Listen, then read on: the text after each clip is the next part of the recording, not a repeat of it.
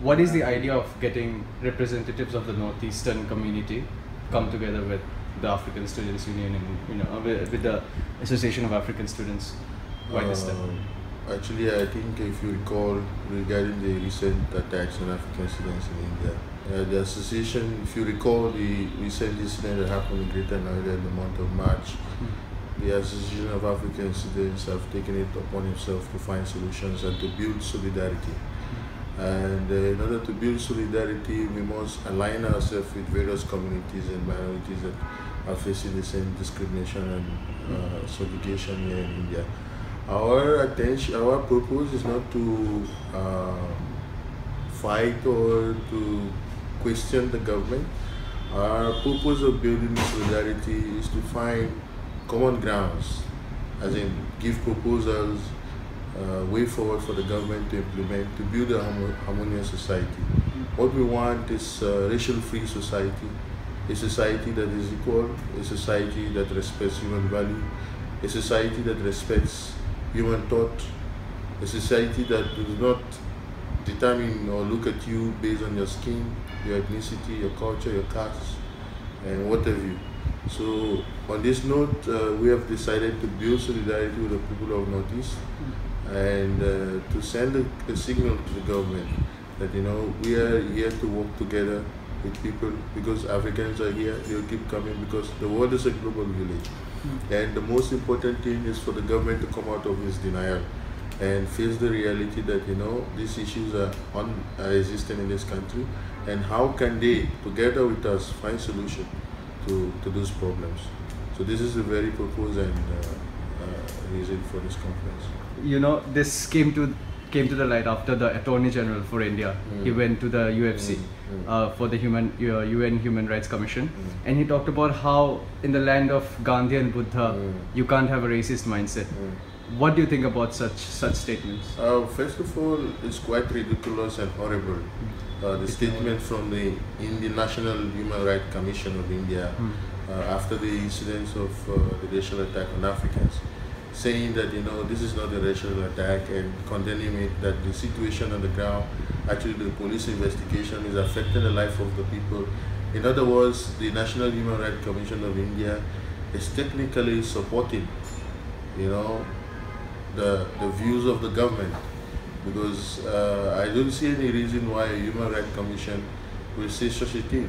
What they need to do as a Human Rights Commission is to find the whole cracks of the whole thing and come up with proper solutions and find a way to promote peaceful existence or peaceful coexistence in a society.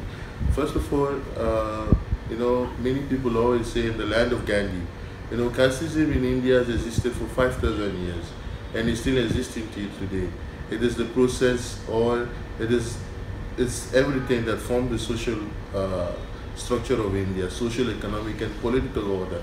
You have vote bank politics, you have all sorts of things that are intrinsically linked to caste system and discrimination. The Adivasis, the Dalits, and all sorts of minorities who are in India are suffering through oppression and victimization. The fact that Gandhi is an Indian is not to say that there is no racism in India. In fact, there is racism, and how do we solve it? I am not saying that Gandhi is a racist in any form, but what I am trying to say is racism exists. But Gandhi was just showing the aberration, the surface of it, and trying to solve it. It's intrinsically and inherent in this society. So the point is, is to find solution. That is my own view. My own view is to give solution and a way forward. That's all I can say. So you believe acceptance in the first place from the government is very important? Yeah, acceptance and to come out of this denial mood, because of economic interest. The way, if you keep denying it, these issues will keep happening, and it might have a repercussion.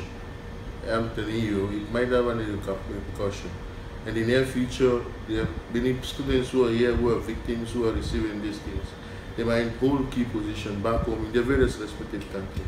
And it might affect, India wants to grow. India wants to be a world power also. They're moving towards that. And you need resources. They need Africa. And if you don't accept Africans who are coming here, how then can you build that economic exchange and that bilateral trade you want to build? Because it's people who promote trade. It's people-to-people engagement that makes trade happen between countries. So when this is not here, and then there's a negative perception, it affects the trade. So this is my own view, and this is the reality on the ground.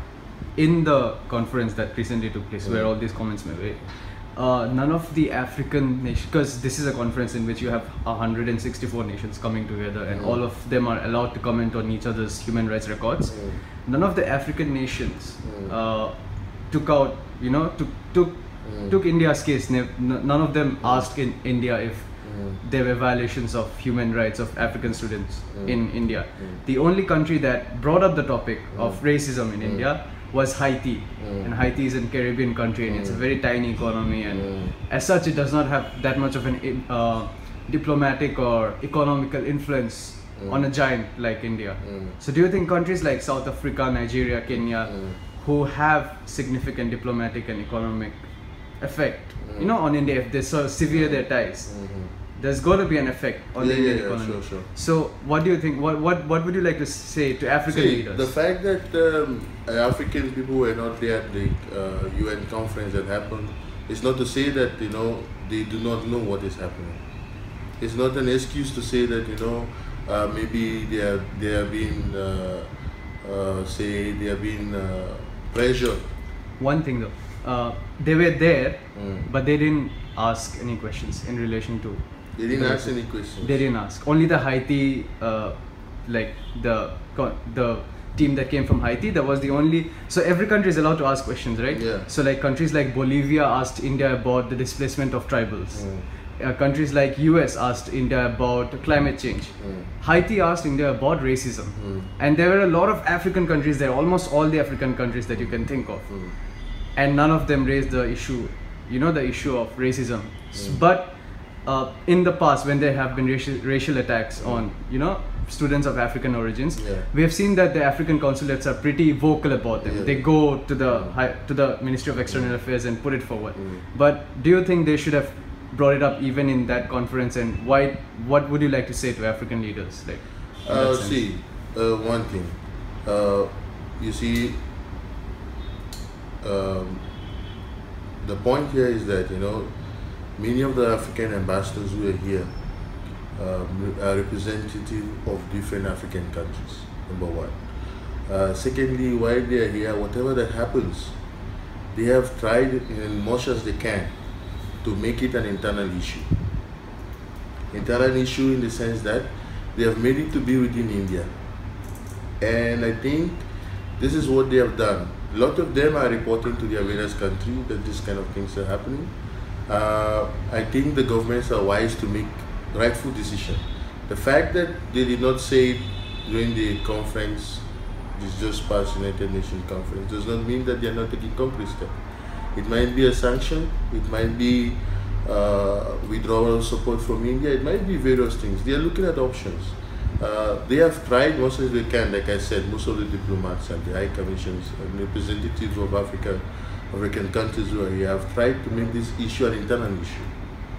And I think at this point, Indian government should take it very serious before it escalates. Because if this issue gets external, I think it will affect the government of India. And they should take these issues very seriously, is what we are saying. The fact that they did not say anything is not to say that they are not aware of the issue. They are all aware of the issue and they are watching it very closely. And we believe they, in their own wisdom, at the appropriate time, they are going to react. So it's not an excuse to say they are not aware, they are completely aware of the issue that are happening.